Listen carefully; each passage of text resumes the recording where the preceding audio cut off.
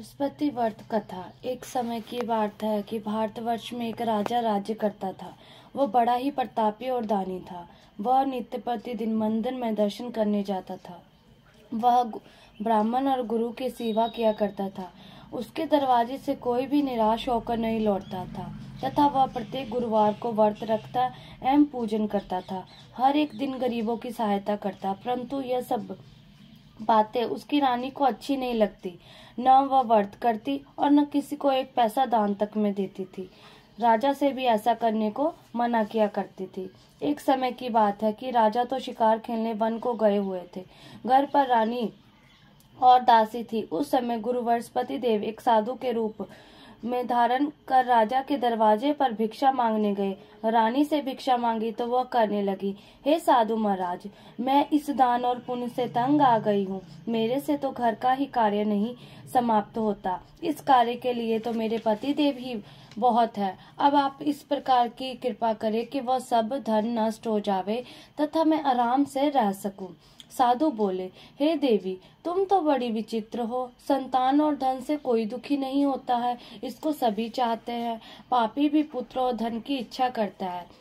अगर आपके पास धन अधिक है तो भूखे मनुष्यों को भोजन कराओ, प्यार लगवाओ, ब्राह्मणों को दान दो, धर्मशाला बनवाओ, कुआं, तालाब, बावड़ी, बाग बगीचों आदि के निर्माण कराओ तथा निर्धन मनुष्य की कुंवारी कन्या का विवाह करा और अनेकों यशादि कर्म करो। इस प्रकार के कर्मों से आपके और आपके कुल का नाम परलोक में सार्थक होगा एवं स्वर्ग की प्राप्ति होगी। मगर वह रानी इन बातों से खुश न हुई। वह बोली, हे साधु महाराज, मुझे ऐसे धन की भी आवश्यकता नहीं जिसे अन्य मनुष्यों को दान दूं तथा जिसको संभाल कर रखने में ही मेरा सारा समय बर्बाद हो जाए। साधु ने कहा, हे देवी, तुम्हारी ऐसी इच्छा है ऐसा ही होगा। मैं तुम्हें बताता हूँ, वैसा ही करना।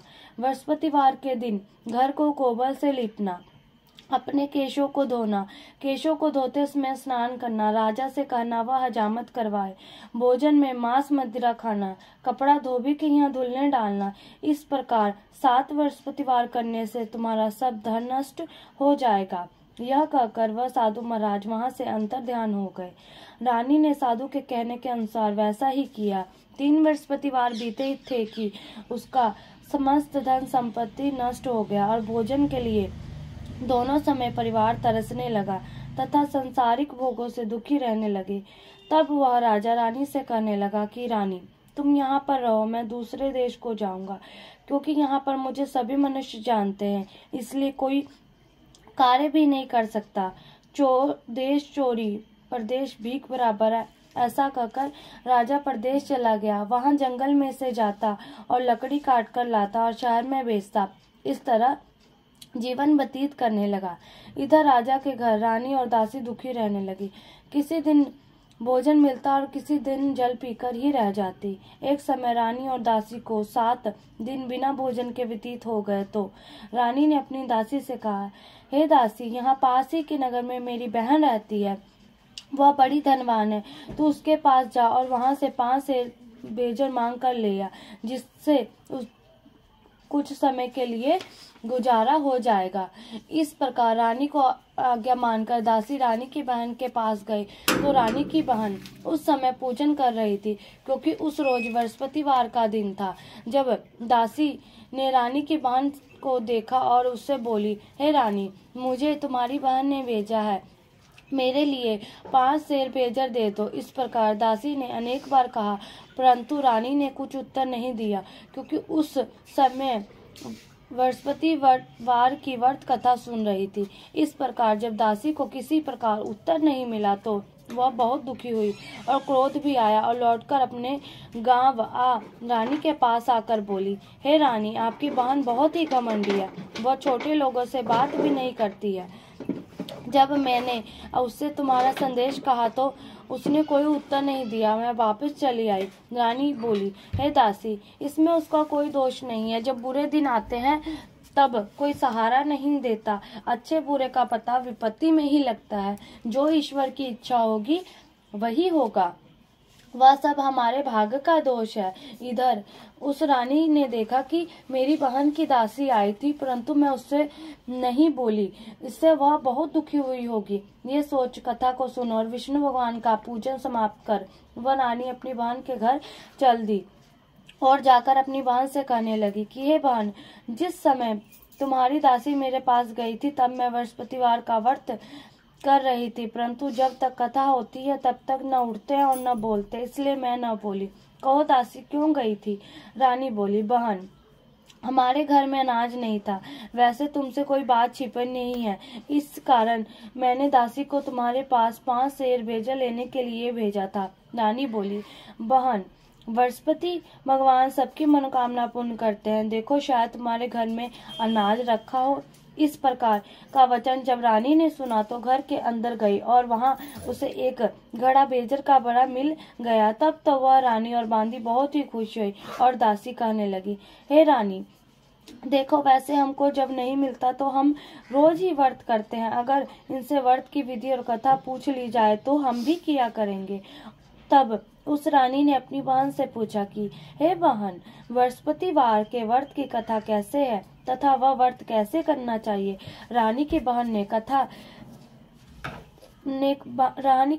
कहा, इस व्रत में चने की दाल मुनक्का से विष्णु भगवान का केले की जड़ में पूजन करे तथा दीपक जलावे, पीला भोजन करे तथा कहानी सुने। इस प्रकार करने से गुरु भगवान प्रसन्न होते हैं, अन्न पुत्र एवं धन देते हैं, मनोकामना पूर्ण करते हैं। इस प्रकार रानी और दासी दोनों ने निश्चय किया कि बृहस्पति भगवान का पूजन जरूर करेंगे।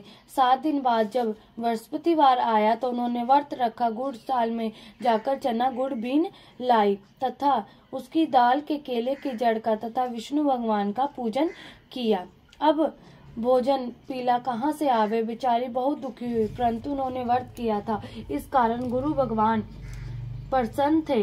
वह महात्मा के रूप में 2 थालों में पीला भोजन लेकर आए और दासी को देखकर बोले, हे दासी, यह तुम्हारे और रानी के लिए भोजन है, तुम दोनों करना।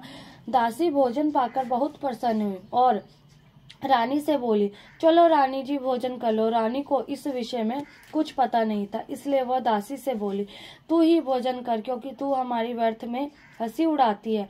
दासी बोली, एक महात्मा भोजन दे गए हैं। रानी कहने लगी, वह भोजन तेरे लिए ही दे गए हैं, तू ही भोजन कर।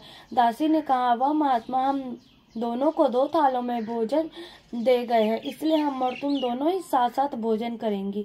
इस प्रकार रानी और बांदी दोनों ने गुरु भगवान को नमस्कार कर भोजन प्रारंभ किया तथा अब वह प्रत्येक बृहस्पतिवार को गुरु भगवान का व्रत और विष्णु भगवान का पूजन करने लगी। बृहस्पति भगवान की कृपा से फिर रानी और दासी के पास धन हो गया। रानी फिर उसी प्रकार से आलस्य करने लगी। तब दासी बोली, देखो रानी, तुम पहले भी इस प्रकार आलस्य करती थी, तुम्हें धन के रखने में कष्ट होता था, इस कारण सभी धन नष्ट हो गया। अब गुरु भगवान की कृपा से धन मिला है तो फिर तुम्हें आलस्य होता है। बहुत मुसीबतों के बाद हमने यह धन पाया, इसलिए हमें दान पुण्य करना चाहिए। तुम भूखों मनुष्यों को भोजन कराओ, प्यार लगवाओ, ब्राह्मणों को दान दो, कुआं, तालाब, बावड़ी आदि का निर्माण कराओ, मंदिर पाठशाला बनवाकर दान दो, कुंवारी कन्या का विवाह कराओ, धन को शुभ कार्य में खर्च करो, जिससे तुम्हारे कुल का यश बढ़े तथा स्वर्ग प्राप्त हो और पितृ प्रसन्न होवे। तब रानी ने इसी प्रकार से कर्म करने प्रारंभ किए तो काफी यश फैलने लगा। एक दिन रानी और दासी विचार करने लगी कि न जाने राजा किस दशा में होंगे, उनकी कोई खबर नहीं है। गुरु भगवान से उन्होंने प्रार्थना की और भगवान ने रात्रि में राजा को स्वप्न में कहा, हे राजा, उठ, तेरी रानी तुझको याद करती है, अपने देश को चला जा। राजा प्रातःकाल उठा और विचार करने लगा। स्त्री जाति खाने और पहनने की ही साथी होती है, परंतु भगवान की आज्ञा मानकर वह अपने नगर के लिए चलने को तैयार हुआ। इससे पूर्व जब राजा परदेश चला गया था तो परदेश में दुखी रहने लगा। प्रतिदिन जंगल में से लकड़ी बीनकर लाता और शहर में बेचकर अपने दुखी जीवन को बहुत कठिनता से व्यतीत करता था। एक दिन राजा दुखी हो अपनी पुरानी बातों को याद करके रोने लगा। तब उस जंगल में बृहस्पति देव एक साधु का रूप धारण कर राजा के पास आकर बोले, हे लकड़हारे, तुम इस सुनसान जंगल में किस चिंता में बैठे हो, मुझको बतला। यह सुन राजा के नेत्रों से आंसू भर आए और साधु को वंदना कर बोले, हे प्रभु, आप सब कुछ जानने वाले हो। इतना कहकर राजा को अपनी संपूर्ण कहानी सुना दी। महात्मा दयालु होते हैं, वे राजा से बोले, हे राजा, तुम्हारी स्त्री ने बृहस्पति देव का अपराध किया था, जिस कारण तुम्हारी यह दशा हुई है। अब तुम किसी प्रकार की चिंता मत करो, भगवान तुम्हें पहले से अधिक धन देगा। देखो, तुम्हारी स्त्री ने बृहस्पतिवार का व्रत करना प्रारंभ कर दिया है और तुम मेरा कहा मानकर बृहस्पतिवार को व्रत करके चने की दाल गुड़ को लोटे में डालकर केला का पूजन करो, फिर कथा कहो अथवा सुनो, भगवान तुम्हारी सब मनोकामना को पूर्ण करेंगे। साधु को प्रसन्न देखकर राजा बोला, हे प्रभु, मुझे लकड़ी बेचकर इतना पैसा नहीं मिलता जिससे भोजन करने के उपरांत कुछ बचा सकूं। मैंने रात्रि में अपनी रानी को व्याकुल देखा है, मेरे पास कुछ भी नहीं जिससे उसकी खबर मंगवा सकूं, और फिर मैं कौन सी कहानी कहूँ, यह मुझको कुछ मालूम नहीं है। साधु ने कहा, हे राजा, तुम किसी बात की चिंता मत करो। बृहस्पतिवार के दिन तुम रोजाना की तरह लकड़ियां लेकर शहर को जाओ, तुमको रोज से दुगना धन प्राप्त होगा, जिससे तुम भली भांति भोजन कर लोगे तथा बृहस्पति देव की पूजा का सामान भी आ जाएगा। बृहस्पतिवार की कहानी अन्य प्रकार से है। प्राचीन काल में एक ब्राह्मण था, वह बहुत ही निर्धन था, उसके कोई भी संतान नहीं थी। उसकी स्त्री बहुत मलिनता के साथ रहती थी, वह न स्नान करती न किसी देवता का पूजन करती। प्रातः काल उठते ही सर्वप्रथम भोजन करती, बाद में कोई अन्य कार्य करती थी। इससे ब्राह्मण देवता बहुत दुखी थे, बेचारे बहुत कुछ कहते थे, किंतु उसका कोई परिणाम न निकला। भगवान की कृपा से ब्राह्मण की स्त्री के कन्या रूपी रतन पैदा हुआ और वह कन्या अपने पिता के घर में बड़ी होने लगी। वह बालिका प्रातः स्नान करके विष्णु भगवान का जाप करने लगी, बृहस्पतिवार का व्रत करने लगी, अपने पूजा पाठ को समाप्त करके स्कूल जाती तो अपनी मुट्ठी में जौ भर के ले जाती और पाठशाला जाने के मार्ग में डालती जाती। वहीं जो स्वर्ण के हो जाते तो लौटते समय उनको बीनकर घर ले आती थी। एक दिन वह बालिका सूप में उन सोने के जौ को फटक कर साफ कर रही थी। उसकी माँ ने देख लिया और कहा, हे बेटी, सोने के जौ को फटकने के लिए सोने का सूप होना चाहिए। दूसरे दिन गुरुवार था। इस कन्या ने व्रत रखा और बृहस्पतिवार देव से प्रार्थना करके कहा, हे प्रभु, मैंने आपकी पूजा सच्चे मन से की हो तो मेरे लिए सोने का सूप दे दो। बृहस्पति देव ने उनकी प्रार्थना स्वीकार कर ली। रोजाना की तरह वह कन्या जौ फैलाती हुई जाने लगी। जब लौटकर जौ बीन रही थी तो बृहस्पति देव की कृपा से सोने का सूप मिला। उसे वह घर ले आई और उससे जौ साफ करने लगी, परंतु उसकी माँ का वही ढंग रहा। एक दिन की बात है कि वह कन्या सोने के सूप में जौ साफ कर रही थी। उस समय उस शहर का राजपुत्र वहां होकर निकला। इस कन्या के रूप और कार्य को देखकर मोहित हो गया तथा अपने घर आकर भोजन तथा जल त्याग कर उदास होकर लेट गया। राजा को जब इस बात का पता लगा तो प्रधानमंत्रियों के साथ अपने पुत्र के पास गए और बोले, हे बेटा, तुम्हें किस बात का कष्ट है? किसी ने अपमान किया है अथवा कोई और कारण है, सो कहो, मैं वही कार्य करूंगा जिससे तुम्हें प्रसन्नता हो। अपने पिता की राजकुमार ने बातें सुनी तो वह बोला, मुझे आपकी कृपा से किसी बात का दुख नहीं है, किसी ने मेरा अपमान नहीं किया है, परंतु मैं उस लड़की के साथ विवाह करना चाहता हूँ जो सोने के सूप में जौ साफ कर रही थी। यह सुन राजा आश्चर्य में पड़ा और बोला, हे बेटा, इस तरह की कन्या का पता तुम ही लगाओ, मैं उसके साथ तुम्हारा विवाह अवश्य ही करा दूंगा। राजकुमार ने उस लड़की के घर का पता बतलाया। तब मंत्री उस लड़की के घर गए और वहां ब्राह्मण देवता को सभी हाल बतलाया। ब्राह्मण देवता राजकुमार के साथ अपनी कन्या का विवाह करने के लिए तैयार हो गए तथा विधि विधान के अनुसार ब्राह्मण की कन्या का विवाह राजकुमार के साथ संपन्न हो गया। कन्या के घर से जाते ही पहले की बात ही उस ब्राह्मण देवता के घर में गरीबी का निवास हो गया।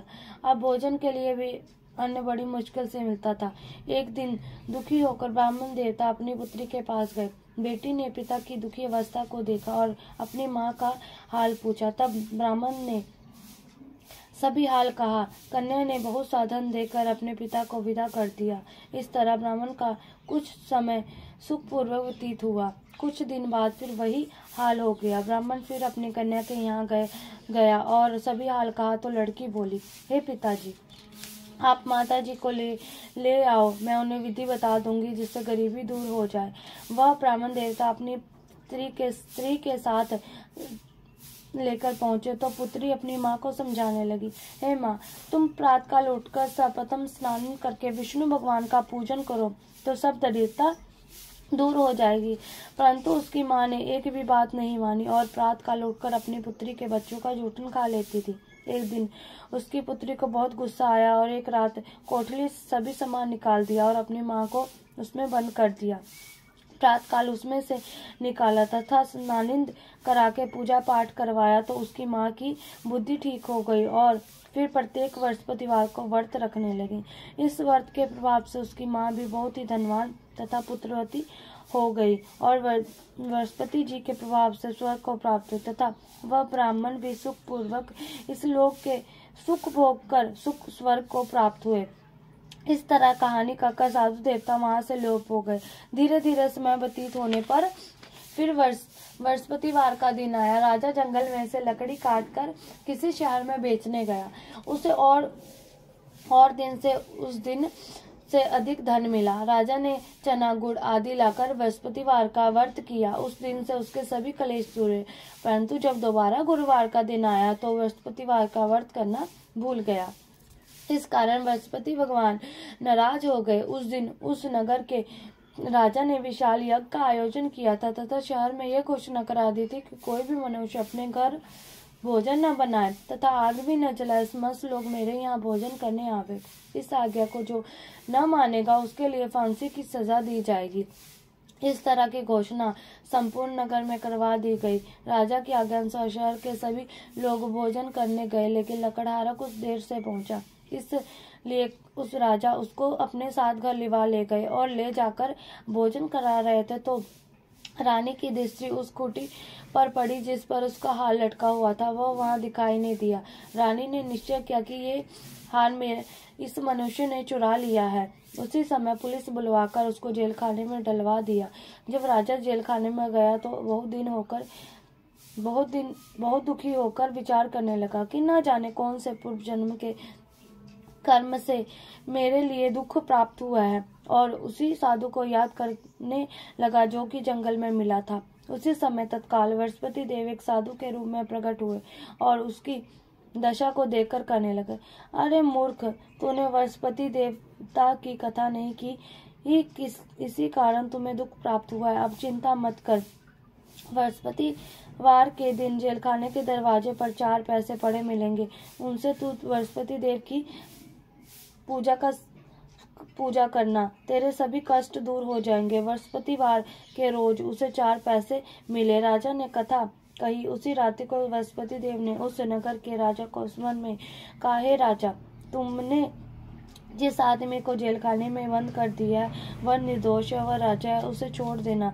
रानी का हार उसी खूंटी पर लटका हुआ है। अगर तू ऐसा नहीं करेगा तो मैं तेरे राज्य को नष्ट कर दूंगा। इस तरह के रात्रि स्मरण को देख जब राजा प्रातःकाल उठा और खूंटी पर हार टंगा देखकर लकड़हारे को बुलाकर क्षमा मांगी तथा राजा को योग सुंदर वस्त्र आभूषण देकर विदा किया। गुरुदेव की आज्ञा अनुसार राजा अपने नगर को चल दिया। जब राजा नगर के निकट पहुंचा तो उसे बड़ा ही आश्चर्य हुआ। नगर में पहले से अधिक तालाब और कुएं तथा बहुत सी धर्मशाला, मंदिर आदि बने हुए थे। राजा ने पूछा कि यह किसका बाग और धर्मशाला है। तब नगर के सब लोग कहने लगे कि यह सब रानी और बांदी के हैं। तो राजा को आश्चर्य हुआ और गुस्सा भी आया। तब रानी ने यह खबर सुनी कि राजा आ रहे हैं तो उनसे बांदी ने कहा कि हे दासी, देख राजा हमको कितनी बुरे हालत में छोड़ गए थे, वह हमारी ऐसी हालत देखकर लौट न जाए, इसलिए तू दरवाजे पर खड़ी हो जा। आज्ञा अनुसार दासी दरवाजे पर खड़ी हो गई और राजा आए तो उन्हें अपने साथ ले आई। तब राजा ने क्रोध करके अपनी तलवार निकाली और पूछने लगे, यह बताओ कि यह धन तुम्हें कैसे प्राप्त हुआ है। तब उन्होंने कहा, यह सब धन वर्षपति देव के इस व्रत के प्रभाव से प्राप्त हुआ है। राजा ने निश्चय किया कि 7 रोज बाद तो सभी वर्षपति देव का पूजन करते हैं, परंतु मैं रोजाना दिन में 3 बार कहानी कहा करूंगा तथा रोज व्रत किया करूंगा। अब हर समय राजा के दुपट्टे में चने की दाल बंधी रहती, रात तथा दिन में 3 बार कहानी कहता।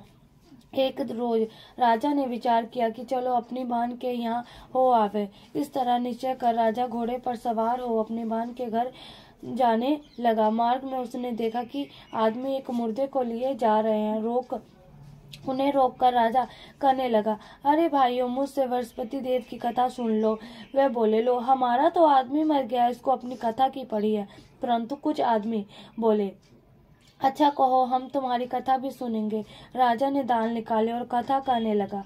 जब कथा आधी हुई थी कि मुर्दा हिलने लगा, और जब कथा समाप्त हो गई तो राम राम कहकर वह मनुष्य खड़ा हो गया। आगे मार्ग में उसे एक किसान खेत में हल चलाता मिला। राजा ने उसे देखा और उससे बोला, अरे भैया, तुम मुझसे वर्षपति वार की कथा सुन लो। किसान बोला, जब तक मैं तेरी कथा सुनूंगा तब तक 4 हरैया जोत दूंगा। जा अपनी कथा किसी और को सुनाना। इस तरह राजा के आगे चलते ही राजा के हटते ही बैल पछाड़ खाकर गिर गया तथा उसके पेट में बहुत जोर से दर्द होने लगा। उस समय उसकी माँ रोटी लेकर आए। उसने जब यह देखा तो अपने पुत्र से सब हाल पूछा और बेटे ने सभी हाल कह दिए। तो बुढ़िया दौड़ी दौड़ी उस घुड़सवार के पास गई और उससे बोली, मैं तेरी कथा सुनूंगी, तू अपनी कथा मेरे खेत पर चलकर ही कहना। राजा ने बुढ़िया के खेत पर जाकर कथा कही। उसके सुनते ही वह बैल खड़े हुए तथा किसान के पेट का दर्द बंद हो गया। राजा अपनी बहन के घर पहुंच गया। बहन ने भाई की खूब मेहमानी की।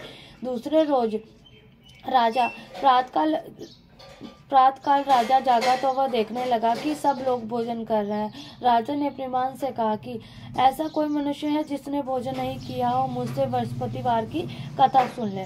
बहनी बोली, हे भैया, यह देश ऐसा ही है, पहले यहाँ लोग भोजन करते हैं, बाद में अन्य काम करते हैं।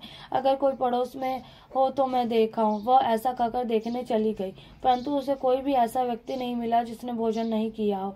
अंत वह एक कुम्हार के घर गई जिसका लड़का बीमार था। उसे मालूम हुआ कि उसके यहाँ 3 रोज से किसी ने भोजन नहीं किया। रानी ने अपने भाई की कथा सुनने के लिए कुमार से कहा। वह तैयार हो गया। राजा ने जाकर वर्षपति वार की कथा कही, जिसको सुनकर उसका लड़का ठीक हो गया। अब तो राजा की प्रशंसा होने लगी। एक दिन राजा ने अपनी बहन से कहा कि हे बहन, हम अपने घर को जाएंगे, तुम भी तैयार हो जा। राजा की बहन ने अपनी सास से पूछा तो सास बोली, हाँ चली जा, परंतु अपने लड़कों को मत लेके जाना, क्योंकि तेरे भाई के कोई संतान नहीं होती है।